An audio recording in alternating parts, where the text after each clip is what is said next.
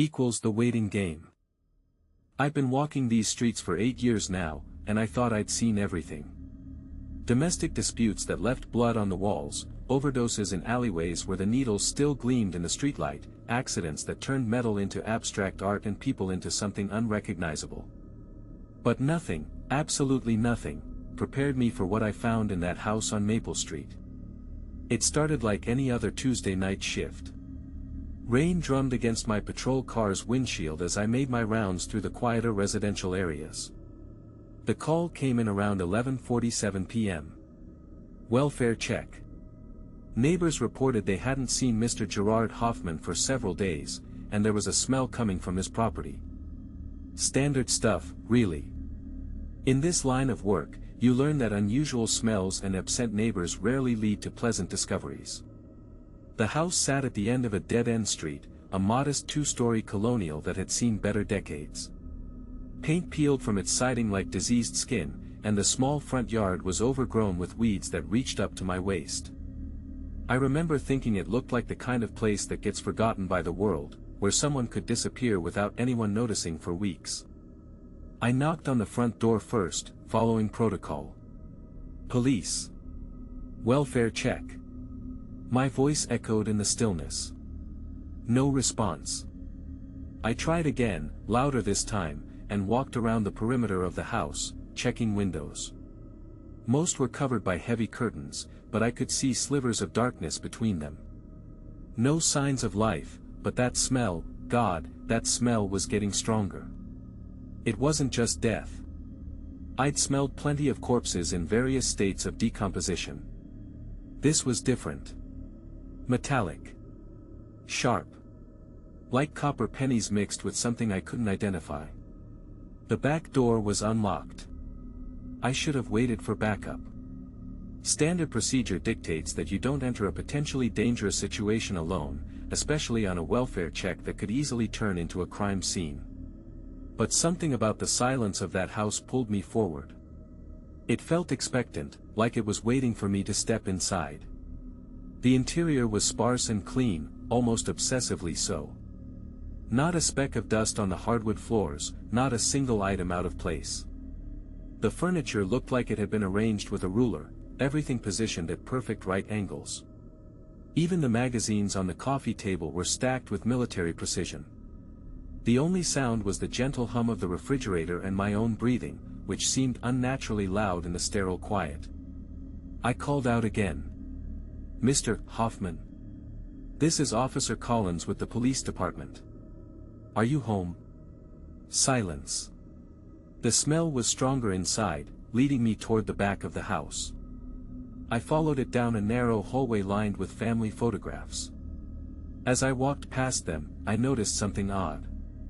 In every single photo, Mr. Hoffman stood exactly the same way, hands at his sides, neutral expression, looking directly at the camera. Even in what should have been candid shots, he maintained that same rigid posture. It was like looking at the same person copied and pasted into different backgrounds. The hallway ended at a door that stood slightly ajar. The metallic smell was overwhelming now, mixed with something else, ozone, like the air before a thunderstorm.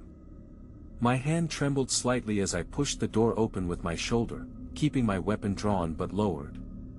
The room beyond was a workshop of some kind. Pegboard walls held tools arranged in perfect order, hammers, screwdrivers, pliers, all hanging from precisely spaced hooks. A workbench ran along one wall, its surface clean except for a small pile of metal shavings that gleamed under the fluorescent lights. And there, on the far wall, was Gerard Hoffman. He was suspended about 3 feet off the ground, arms spread wide in a grotesque parody of crucifixion. But instead of nails, industrial screws had been driven through his wrists, elbows, shoulders, and ankles, pinning him to the drywall. Each screw was exactly the same, 3 inches long, galvanized steel, with Robertson square heads. They had been inserted with mechanical precision, each one perfectly perpendicular to the wall. Hoffman's eyes were open, staring straight ahead with the same neutral expression I'd seen in all his photographs. His mouth hung slightly open, and a thin line of dried blood traced from the corner down to his chin. But here's the thing that still haunts me, he didn't look surprised. He didn't look afraid. He looked expectant. I fumbled for my radio, my hands shaking as I tried to call it in. "Dispatch, this is Unit 47. I need a supervisor and the coroner at 1247 Maple Street. I've got a homicide." As I spoke those words, I heard something that made my blood turn to ice water in my veins. From somewhere in the darkness behind me came the soft, barely audible sound of breathing that wasn't my own. I spun around, weapon raised, heart hammering against my ribs. The workshop appeared empty, but the shadows seemed deeper now, more substantial. The fluorescent lights flickered once, casting moving shapes across the walls. "Police. Show yourself." Nothing. Just that steady, patient breathing. I backed toward the door, keeping my gun trained on the darkness, but stopped when I realized something that defied logic. The breathing was coming from multiple directions. Not echoes, distinct sources. As if several people were standing in that room with me, hidden in shadows that shouldn't have been able to conceal anything. That's when I noticed the footprints. The workshop floor was concrete, painted gray, and normally wouldn't show much. But someone had been moving around in that metallic-smelling dust, leaving faint impressions in a pattern that made my stomach lurch. The prints formed a perfect circle around Gerard Hoffman's suspended body. Not scuffed or random, but deliberate. Ritualistic. And they were still appearing. As I watched in frozen horror, new footprints materialized in the dust, heel, arch, toe, heel, arch, toe, as if invisible figures were walking slowly around the corpse.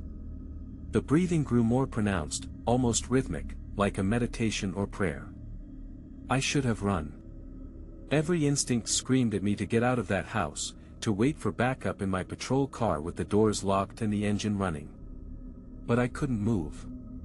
Something held me there, rooted in place, watching those impossible footprints trace their endless circle. "Who are you?"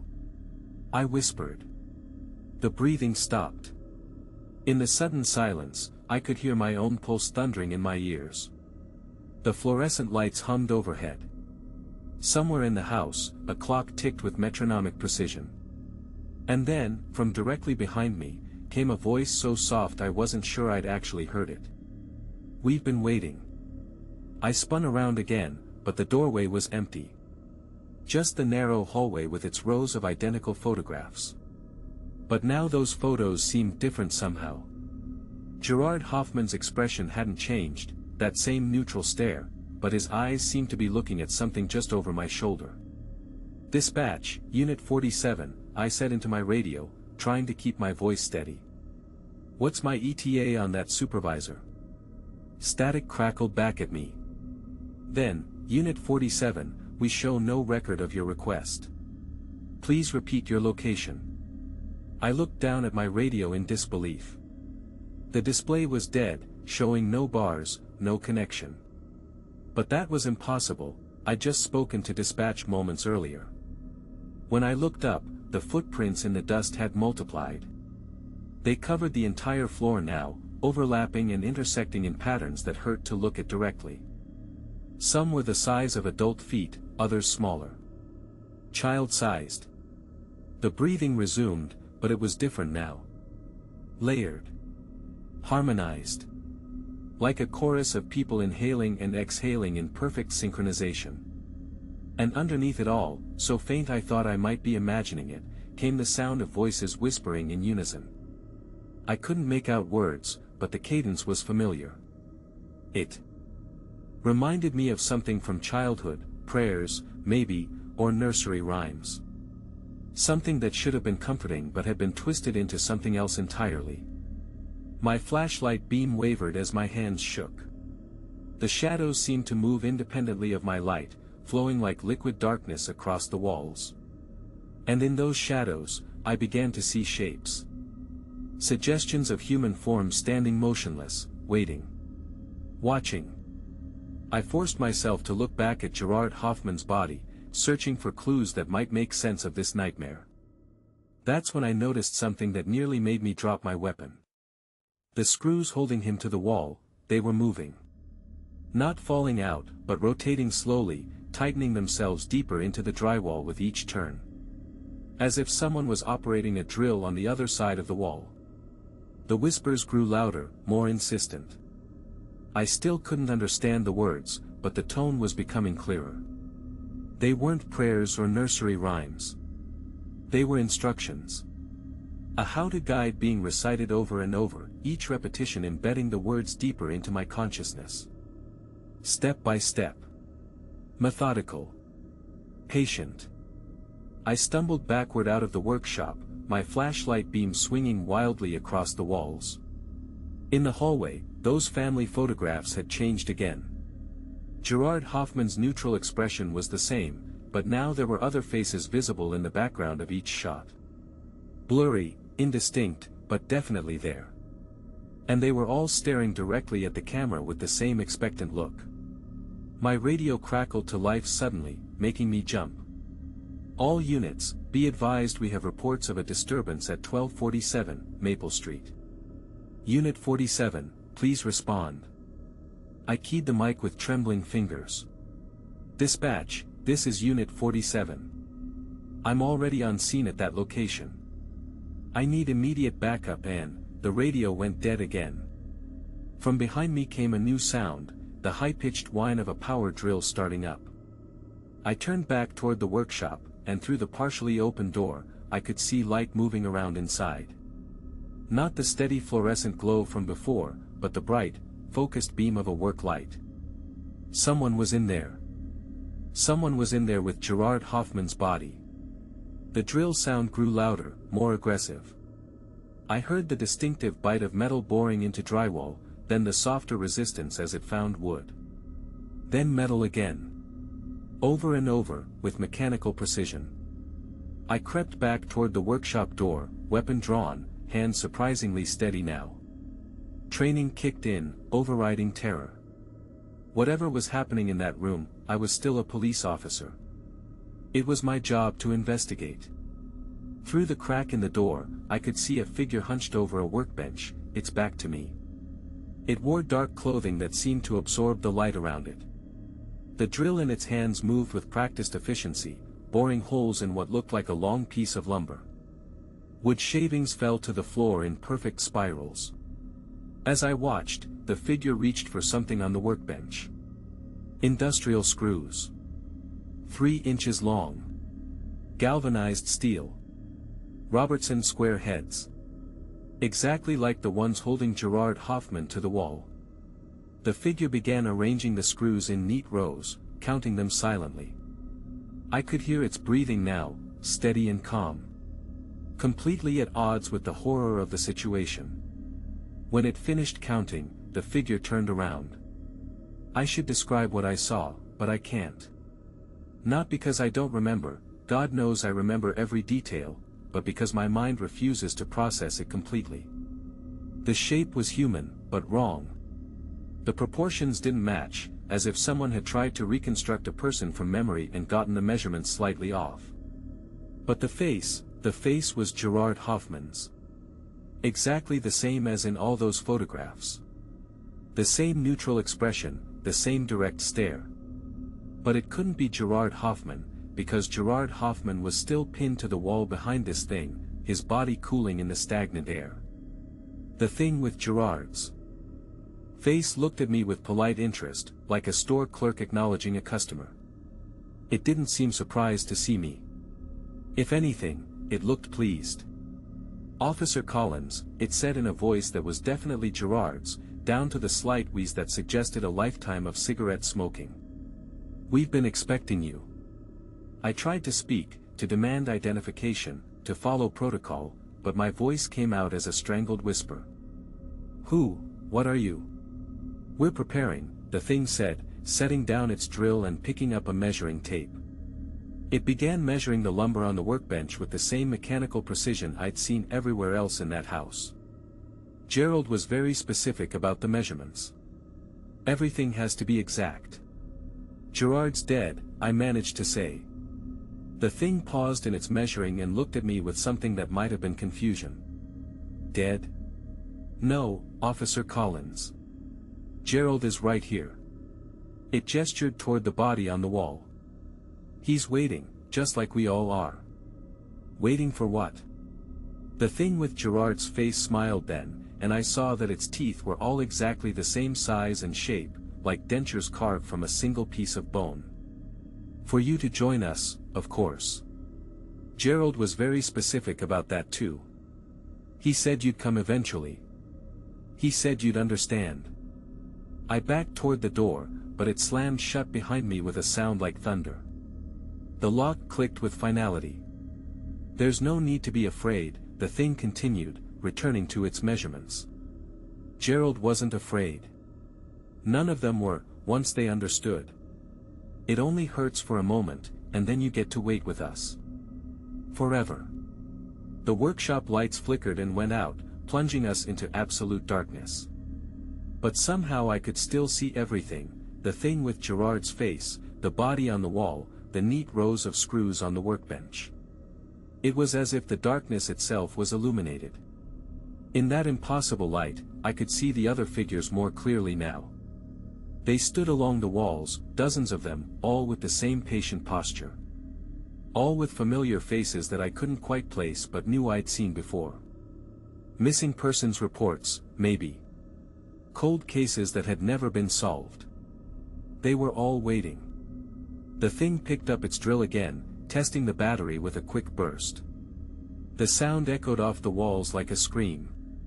Your measurements are already calculated, it said conversationally. Gerald was very thorough. Height, weight, wingspan. Everything we need to make you fit properly. I fumbled for my weapon, but my hands passed through it like it was made of smoke. The holster was empty. Had been empty all along, I realized. Just like my radio had never worked, just like backup was never coming. Because I wasn't really here. I was already on the wall. The realization hit me like a physical blow. I looked down at my hands and saw the neat circular holes where screws had been driven through my wrists. My uniform was torn and stained with blood that had long since dried. When had this happened? When had I stopped being the one who discovered the scene and become part of it? The thing with Gerard's face nodded approvingly. Now you understand. Gerald said you were smart. Said you'd figure it out eventually. I tried to remember arriving at the house, but the memories felt thin, rehearsed. Like a story I'd been told so many times I'd started believing it was real. Had I ever really been Officer Collins? Or was that just another layer of the waiting game? The figures along the walls began to move, shuffling forward with mechanical precision. Their faces were clearer now, men and women of all ages, all wearing the same neutral expression. All waiting for their turn to help prepare the next arrival. Who's coming next? I heard myself ask, though I wasn't sure I'd intended to speak. The thing with Gerard's face consulted a clipboard that materialized in its hands. A social worker, it said. Ms. Rebecca Torres. She's doing a follow-up visit tomorrow. Something about a wellness check that was never properly filed. It looked up at me with those bone-white teeth gleaming in the impossible light. Gerald was very specific about her measurements too. The drill whined to life again, and I understood that my part in this was just beginning. I was no longer Officer Collins, discovering a crime scene. I was something else now, something that waited in the dark and helped prepare the walls for the next arrival. And somewhere in the back of my mind, I could hear Gerard Hoffman's voice, patient and instructional, explaining exactly how the screws should be positioned for optimal stability. How the measurements had to be perfect. How everyone who came to this house eventually found their place on these walls. The waiting game never ends. It just adds new players.